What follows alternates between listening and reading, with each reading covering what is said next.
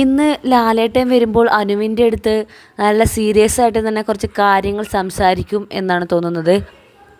ആര്യയും ജിസേലും എന്തോ മോശമായി പെരുമാറി എന്നതിനെക്കുറിച്ച് മാത്രമല്ല, കഴിഞ്ഞ ദിവസം അനുമോളും ജിസേലും ഒരുമിച്ച് ജയിലിൽ കിടന്നപ്പോൾ ജിസേലിൻ്റെ ഫോട്ടോയുള്ളൊരു ബാഡ്ജ് അനുവിനും അനുവിൻ്റെ ഫോട്ടോയുള്ളൊരു ബാഡ്ജ് ജിസേലിനും നൽകിയിരുന്നു. പക്ഷേ അത് ജിസേൽ നല്ല വൃത്തിയിൽ തന്നെ അത് സൂക്ഷിച്ചു എന്നുള്ളതാണ്.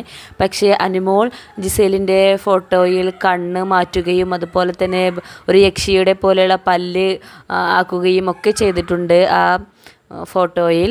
അപ്പോൾ ഇത് എന്തായാലും ലാലേട്ടൻ ചോദിക്കാൻ സാധ്യതയുണ്ട്.